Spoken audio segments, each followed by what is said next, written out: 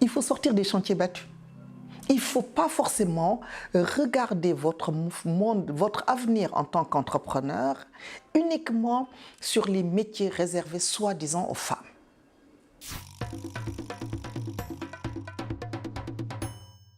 Je m'appelle Dédéba Gueye, je suis femme africaine, amie, sœur, maman, épouse, fille, une femme multiple et aujourd'hui chef d'entreprise depuis 30 ans.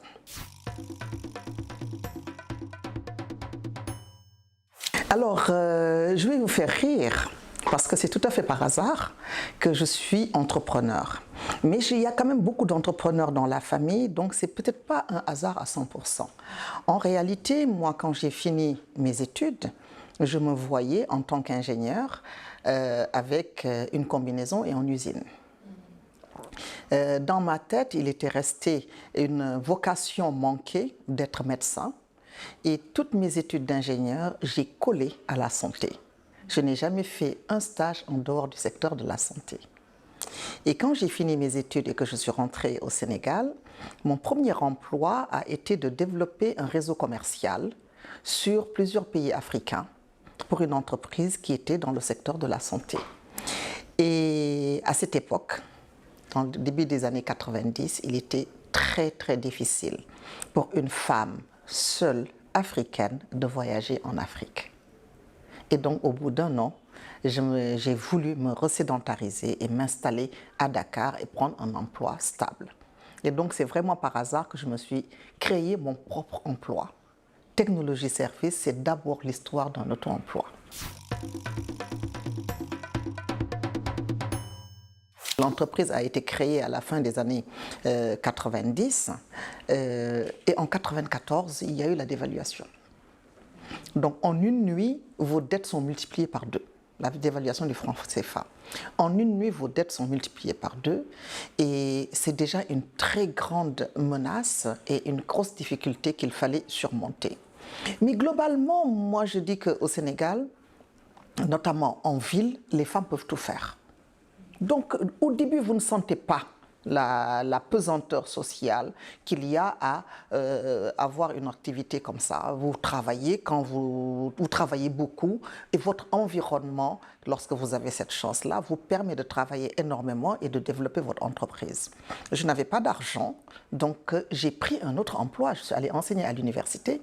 J'ai été consultante pour le système des Nations Unies et ce que je gagnais m'a permis de développer mon entreprise. Donc, j'étais occupée. Et bon voilà, j'ai énormément travaillé et en fait les choses ont été fluides et l'entreprise s'est développée. C'est très rapidement imposé comme étant une des entreprises de référence dans la distribution du matériel médical. On a travaillé un peu plus. Les partenaires ont été compréhensifs, on a travaillé un peu plus, d'autant plus que Technologie Service n'a jamais été une entreprise dimensionnée pour l'argent. Très tôt, les valeurs portées par Technologie Service lui ont permis de gagner en résilience, et ce qui nous a permis de surmonter ces années de la dévaluation.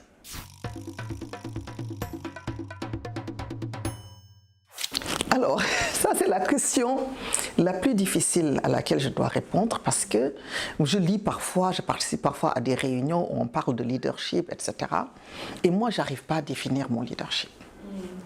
Moi, je dirais que j'ai un leadership qui s'adapte au contexte, qui s'adapte aux défis et qui s'adapte aux individus. J'ai tort, j'ai raison, je ne sais pas. Mais tant que je suis fidèle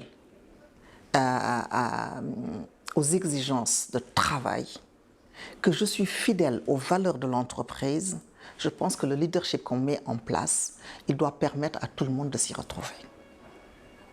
Et je suis perçue comme quelqu'un d'extrêmement, je ne sais pas si je dois mettre le terme extrêmement, en tout cas de quelqu'un de très exigeant, de très rigoureux. Si vous demandiez à mes collaborateurs, c'est ce qu'ils vous diraient, elle est très exigeante, etc. Et je leur dis tout le temps, on est exigeant, on ne l'est pas, le trait est superflu. Hein? Mais en tout cas, je suis perçue comme étant quelqu'un d'exigeant, mais cette exigence, tant qu'elle est équitable, tant qu'elle respecte les valeurs fondatrices de l'entreprise, tant qu'elle sert le développement de l'entreprise, je pense que je suis à l'aise avec. Sur le plan du développement d'une entreprise, moi je tiens à dire que la gestion des ressources humaines constitue une des plus grandes menaces pour le développement d'une entreprise. Quand vous êtes une PME, quand vous êtes petit, vous constituez une petite famille. Vous partagez tout, vous partagez les valeurs, vous partagez les difficultés et vous surmontez tout ensemble. Quand l'entreprise croît, vous avez besoin de professionnaliser également le management des ressources humaines. Et c'est une erreur qu'on commet souvent en mettant le management des ressources humaines un peu au dernier plan, en croyant que la passion et l'engagement vont suffire, et ça ne suffit pas toujours. Donc régulièrement, nous nous sommes fait aider. Nous avons fait appel à des cabinets qui étaient, eux, spécialisés dans le management des ressources humaines pour nous accompagner et mettre en place les guidelines pour pouvoir avancer. Alors moi, je pense que très tôt, on sait si un collaborateur sera au rendez-vous. Et en réalité, quand vous recrutez, vous savez, un recrutement, c'est une présomption de compétence. Vous allez recruter quelqu'un parce que vous avez lu son CV, parce que vous avez fait 1 ou 2 entretiens avec cette personne, etc. Donc vous pensez que cette personne va réussir. Quand elle va arriver, je le dis toujours aux collaborateurs, la réussite, elle vous appartient.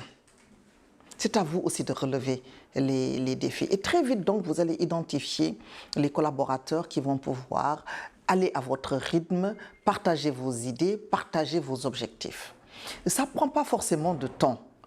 Mais il faut comprendre qu'une PME, ce qu'il y a de difficile, c'est que les PME n'ont pas toujours toutes les ressources financières pour se faire accompagner comme il faut à mettre en place les bases.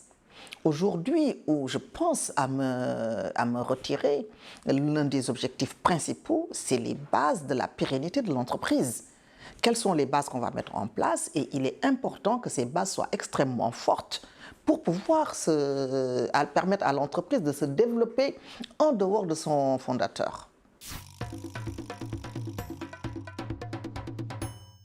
La féminité fait partie du management.